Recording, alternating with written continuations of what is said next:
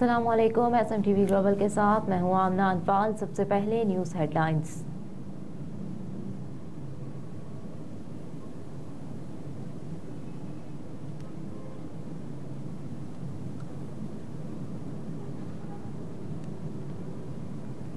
उमर अयूब के खिलाफ मुकदमात की तफसील के लिए पंजाब हुकूमत को 1 रोज़ की मोहलत। इस्लामाबाद हाई कोर्ट ने PTI के सेक्रेटरी जनरल उमर अयूब के खिलाफ दर्ज मुकदमात के हवाले से रिपोर्ट जमा करवाने के लिए पंजाब हुकूमत को 1 रोज़ की मोहलत दे दी।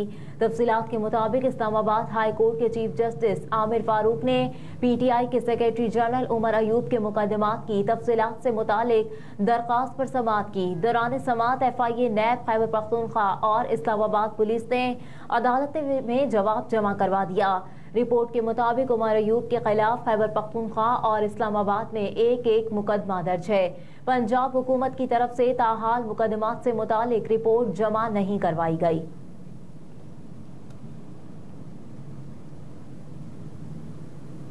हल्का बंदी तब्दील करने का बलूचिस्तान हाई कोर्ट का फैसला कलअदम करार। सुप्रीम कोर्ट ने 3 रुकनी बेंच ने जस्टिस सरदार तारिक मसूद की सरबराही में कोयटा की 2 सूबाई नशिस्तों पर हल्का बंदियों के खिलाफ दरखास्त पर बलूचिस्तान हाई कोर्ट का फैसला कलअदम करार दे दिया। सुप्रीम कोर्ट ने फैसले में कहा कि इंतखाबी शेड्यूल जारी होने के बाद हल्का बंदियों पर एतराज नहीं उठाया जा सकता। अदालत ने इलेक्शन कमीशन की अपील भी मंजूर कर ली।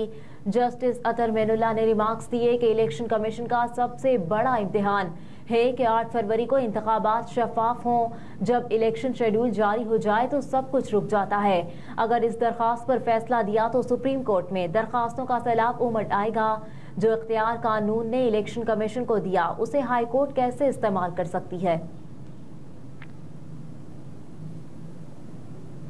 गैर शरई निकाह केस खबर मानिका के वकील अदालत ना पहुंच सके। समाअत में वक्फा।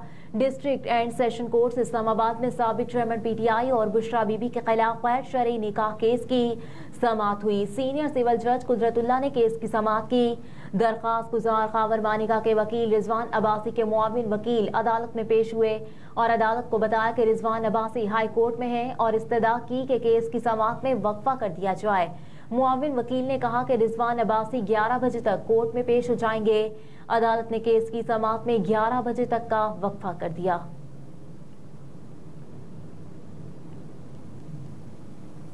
यूनान से हमारे नुमाइंदे मियां सगीर अहमद की रिपोर्ट के मुताबिक गुज़िश्ता शब पाकिस्तान जर्नलिस्ट क्लब रजिस्टर्ड यूनान के इंतखाबात के हवाले से यूनान के मारूफ होटल में प्रोग्राम का एहतमाम किया गया।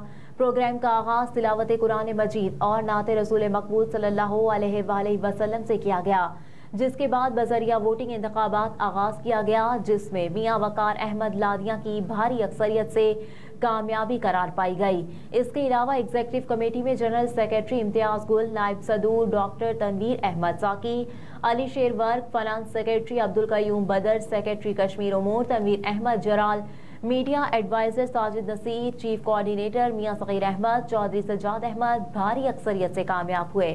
जर्नलिस्ट क्लब के इंतखाबात बाकायदा कानूनी तरीके से करवाए गए। साबिक सदर जर्नलिस्ट क्लब खालिद मुगल ने नए मुंतखब होने वाले मेंबरान को मुबारकबाद पेश की। कहा कि हमने अपना दौरानिया मुकम्मल करते हुए कानूनी तौर पर मुकर्ररा मुद्दत में इंतखाबात करवा कर इन तमाम प्रोपेगेंडा करने वालों को बता दिया कि हम वो नहीं जो डिक्टेटरशिप का मुजाहरा करते हुए आज तक किसी को इख्तियारात देने में जेलो हुज्जत से काम लेते रहे। हम जमहूरी रिवायात को बरकरार रखा और किसी भी रुकन की तरफ से इंतखाबात का मुतालबा नहीं किया गया, लेकिन फिर भी इंसाफ के तकाज़ों को मद्देनजर रखते हुए मुकर्ररा मुद्दत में इंतखाबात का इनेकाद पजीर हुए। मैं अपनी टीम को खराज तहसीन पेश करता हूँ, जिनकी बदौलत हमने वतन पाकिस्तान और यूनान में मुकीम पाकिस्तानी बरादरी के लिए जो खिदमत अंजाम दी, और मैं उम्मीद करता हूँ नए आने वाले मेंबरान इन्हीं उसूलों पर मुल्क व कौम की खिदमत करेंगे। आप लोग मुझे हर वक्त अपने साथ पाएंगे। उन्होंने नए मुंतखब सदर मियां वकार अहमद लादिया को तमाम कानूनी कवायद पाकिस्तान जर्नलिस्ट क्लब के दफ्तर की चाबियां उनके सपोर्ट की। फाइनेंस सेक्रेटरी अब्दुल कयूम बदर ने ऑडिट रिपोर्ट पेश करते हुए मुख्तलिफ मद में जमा होने वाली रकम अखराजात के बारे में नए आने वालों को आगाह किया, ताकि ये निज़ाम इसी तरह शफाफ तरीके से चलता रहे। आखिर 16 दिसंबर शहदाए बानी जर्नलिस्ट क्लब एहसानुल्लाह खान की वालिदा मरहूमा, साबिक सदर खालिद मुगल के मामू जान मरहूम, सीनियर सहाफ़ी यूसुफ चौधरी मरहूम, सीनियर सहाफ़ी कॉलम निगार एंकर एहसानुल्लाह खान, شاعر مصنف الحاج بشیر شاد کی صحتیابی کے لیے خصوصی دعا کی گئی۔ سابق صدر نے چیف کوارڈینیٹر چودھری سجاد احمد کا جرنلسٹ کلب کے اعزاز میں ضیافت پر شکریہ ادا کیا۔ صدر پاکستان جرنلسٹ کلب میاں وقار احمد لادیا نے تمام احباب کا عزت افزائی اعتماد پر شکریہ ادا کیا۔ ایگزیکٹو باڈی منتخب ہونے پر سویٹ کھلائی گئی۔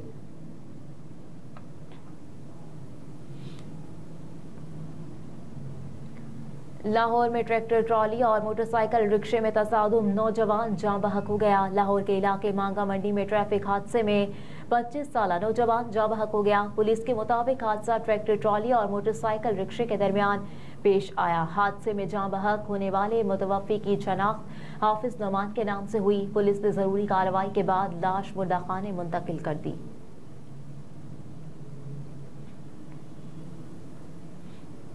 پاک افواج کے سربراہان کا لانس نائک محمد محفوظ شہید کے یوم شہادت پر خراج عقیدت۔ پاک بھارت جنگ 1971 کے دوران واہگہ بارڈر پر لانس نائک محفوظ شہید نے انتہائی بہادری کا مظاہرہ کرتے ہوئے بلا خوف و خطر دشمن کی توپوں کو خاموش کرایا۔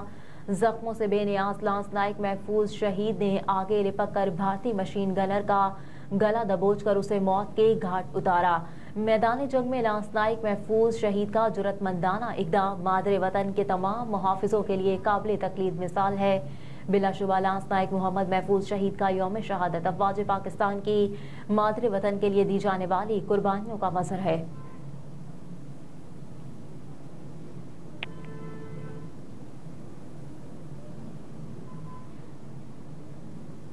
یو آئی رہنما راشد سومرو کا بلاول کے خلاف الیکشن لڑنے کا اعلان۔ راشد محمود سومرو کا کہنا تھا کہ پارٹی نے کہا ہے بلاول بھٹو زرداری کے خلاف لاڑکانہ سے الیکشن لڑوں، تاثر دیا گیا ہے۔ سندھ میں ون مین شو ہے، کوئی دوسری جماعت کامیاب نہیں ہو سکتی۔ دھاندلی کے خلاف ایسی تحریک چلائیں گے جو حکومت کو ہلا دے گی۔ جے یو آئی روز اول سے سندھ میں عوام کی بھلائی کے کام انجام دیتی رہی ہے۔ خیال رہے کہ 2018 کے عام انتخابات میں بھی لاڑکانہ سے قومی اسمبلی کی نشست NA-200 سے بلاول بھٹو زرداری رکن منتخب ہوئے تھے۔ انہوں نے راشد محمود سومرو کو شکست دی تھی۔ راشد محمود سومرو 50,000 ووٹ لے کر دوسرے نمبر پر آئے تھے۔ امیر کویت کا انتقال، حکومت پاکستان کا آج قومی سوگ کا اعلان۔ گزشتہ روز کویت کے حکمران شیخ نواف الحمد الصباح 86 برس کی عمر میں انتقال کر گئے۔ کویتی کابینہ نے شیخ نواف الحمد الجابر الصابح کی وفات پر گہرے دکھ اور رنج کا اظہار کرتے ہوئے 40 دن سوگ کا بھی اعلان کیا۔ اس کے علاوہ ملک کے تمام سرکاری ادارے 3 روز تک بند رہیں گے۔ وہیں اب حکومت پاکستان نے امیر کویت شیخ نواف الحمد الصباح کے انتقال پر آج ملک بھر میں قومی سوگ کا اعلان کیا ہے۔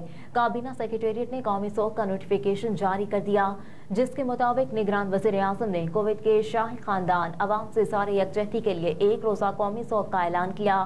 نوٹیفیکیشن میں کہا گیا ہے کہ ملک بھر میں آج قومی پرچم سرنگوں رہے گا۔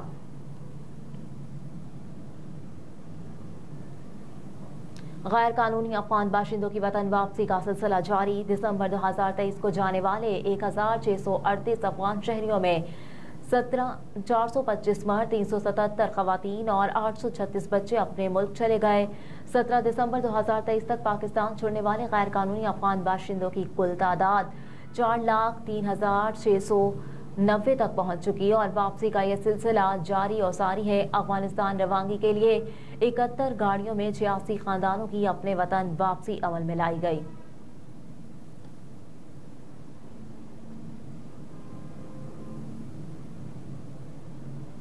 تنخواہوں پر ٹیکس میں اضافہ، IMF کا بڑا بیان آ گیا۔ ذرائع کے مطابق IMF کے نمائندے نے کہا ہے کہ تنخواہوں پر ٹیکس میں اضافے کے مطالبہ کا کوئی ارادہ نہیں۔